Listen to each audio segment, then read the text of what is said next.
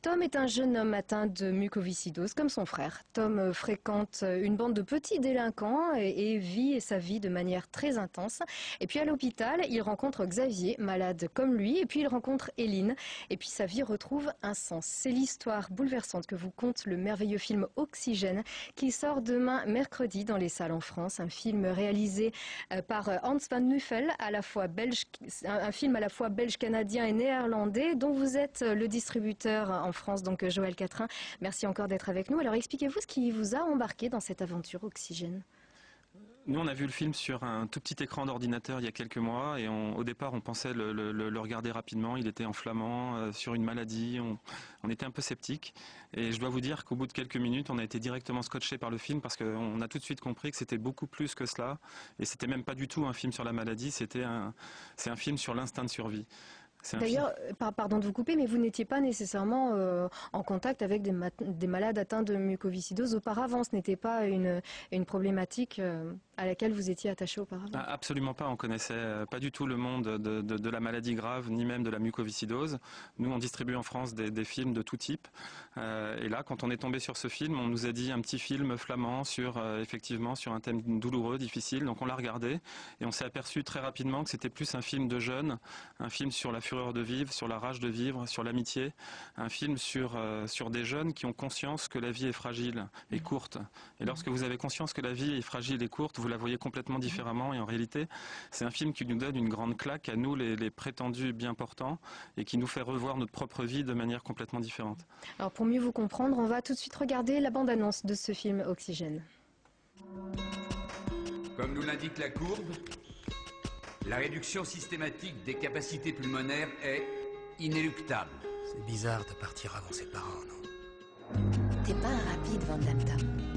Ou peut-être que tu aimes que les filles languissent.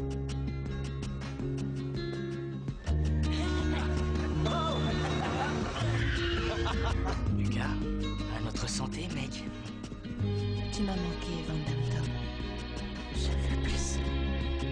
Moi, je veux tout. Adeline, t'as la muco. On va tous en mourir, mais pas tout de suite. Et expire, souffle.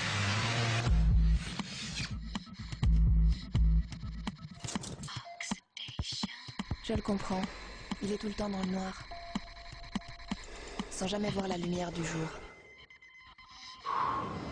N'arrête jamais de bouger, Tommy. Jusqu'à ton dernier souffle. Vous le disiez, Joël Catrin, c'est un film qui a beaucoup d'énergie. C'était pas un film sur la maladie. Il évoque la fureur du vivre, vous dites. Oui, la maladie est présente dans le film, mais le film va bien au-delà. C'est un film sur, comme je le disais, sur l'instinct de survie. C'est des jeunes qui se battent pour la vie, qui ont conscience que chaque minute est importante et donc ils ne veulent pas en perdre une miette. Et donc c'est un film sur l'amour, parce que lorsqu'on sait qu'on a une espérance de vie qui est limitée, on a envie d'amour, on a envie d'amitié, on a envie d'oublier la maladie, on a envie de rencontrer des gens, on a envie de fraternité, de solidarité. Donc c'est un film qui permet au public de se recentrer sur des choses, sur des valeurs universelles. Voilà, donc c'est vraiment un film, c'est une grande bouffée d'oxygène pour tout le monde. À une époque où on nous parle que de crise économique, de morosité, de petites phrases d'hommes politiques, là c'est vraiment un film qui va bien au-delà de tout ça. Qui ne se situe pas dans l'espoir, hein, vous le disiez, la maladie, on est au-delà, on n'est pas dans l'espoir de guérison. C'est un film qui vraiment s'adresse à tout le monde, peut-être à tous ceux qui ne sont pas encore épicuriens, peut-être. Quand vous dites qu'il ne va pas dans l'espoir, c'est un film qui effectivement nous dit il faut profiter de l'instant présent, un peu comme dans le film Le Cercle des poètes disparus avec le fameux Carpe Diem, mais en même temps il n'y a pas il y a quand même de l'espoir dans ce film. Il y a l'espoir de la greffe qui permet de prolonger la vie de 10 à 15 ans, et puis il y a l'espoir de la recherche, il y a beaucoup d'espoir quand même. Et le thème du film, c'est qu'il faut jamais baisser les bras, il faut toujours se battre. Et là je suis à côté de Max Gavi qui pour moi incarne le combat. Max, on rappelle que donc vous êtes délégué départemental de l'association Vaincre la mucoviscidose en Isère. Vous êtes papa d'un petit, Sacha, qu'on embrasse d'ailleurs ce soir sur ce plateau, qui est donc atteint de mucoviscidose. Qu'est-ce que ça vous évoque en fait ce film? Quel regard est-ce que vous y portez? Le regard déjà, c'est que ça va me donner peut-être aussi une autre vision d'aborder ma façon de vivre avec la pathologie de Sacha, parce que c'est vrai que On n'avait pas conscience jusqu'à ce jour que ça va être un adolescent qui va vouloir vivre sa vie.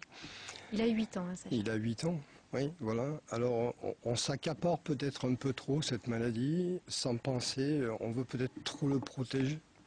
Et c'est peut-être là le danger. Et ce film, justement, nous apporte une réponse à des questions qu'on ne se posait pas vraiment, quoi. Donc, ouais, vous y retrouvez votre combat, nécessairement, avec ces images qui vous rappellent votre quotidien aussi, mais qui vous apportent aussi une autre peut-être philosophie de vie en famille, dans le partage de ces moments en famille avec vos enfants. Oui, mais l'équilibre est difficile à trouver quand on a un enfant malade. Moi, je suis totalement dans le combat. Je sais qu'il faudrait que je trouve un équilibre familial, professionnel et l'association. Mais j'ai du mal à trouver cet équilibre. Pour moi, je suis omnibulé par la guérison de Sacha. Et on le comprend bien sûr, puisque ce film aussi évoque ces moments, ces instants de la vie aussi, ces instants de bonheur à vivre un petit peu au jour le jour. Votre combat ne se résume pas parfois à des appels à la solidarité, vraiment pour lutter contre la maladie. Ces appels, en fait, ça peut être aussi des bons moments à partager en famille ou entre amis. On vous a vu dernièrement aussi avec le papa de Grégory Lemarchal aussi sur les greens de l'espoir. Oui. Et on vous a vu, donc on va voir aussi quelques images de ce moment aussi où on joue tous au golf, on est ici entre amis, les enfants sont là, les amis aussi. Voilà, votre vie, c'est aussi ça finalement. Oui, c'est ça, c'est totalement un partage. Vous savez, il y a énormément de gens qui viennent nous soutenir, qui nous apportent leur sourire, qui nous apportent leur aide, qui nous apportent leurs larmes. Et quand on a des larmes, on a du cœur. Et je peux vous garantir que tous ces sympathisants ont un grand cœur. D'ailleurs, c'était l'occasion ici, c'était le jour où votre petit Sacha a fêté ses 8 ans. Voilà, donc on est un petit peu en retard ici pour lui souhaiter un bon anniversaire. Mais on l'embrasse bien, c'est vrai. Est-ce que vous avez conscience aussi de ce que ce film peut apporter aux parents des enfants malades aussi? C'est-à-dire vraiment, vous vous êtes mis, comme vous le disiez, à la place de ses parents?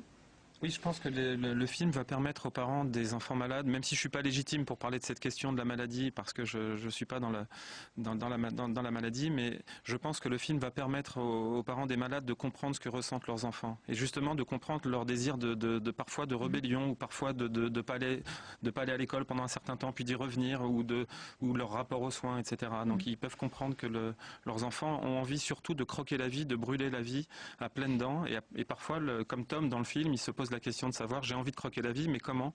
Voilà. Voilà, un peu. Certains le comparent un petit peu au Petit Prince, c'est-à-dire qu'il va avoir plusieurs rencontres, voilà, et qu'il va vraiment se faire un chemin au fil de toutes ces rencontres-là. En 15 secondes, parce que j'ai explosé le timing. Oui, donc, juste pour en revenir au film, puisque vous parliez du Petit Prince, c'est juste une petite anecdote. J'ai rencontré un professeur à l'ITEC qui a parlé à ses élèves de ce film, de la sortie de ce film. Et 3 jours après, elle a eu la surprise, en rentrant dans la classe, de voir au tableau noir une citation d'Antoine de Saint-Exupéry. « La pierre n'a point d'espoir d'être autre chose que pierre, mais de collaborer, elle s'assemble et devient temple. » Donc ce film suscite un véritable engouement, même qu'il ne l'ait pas encore vu.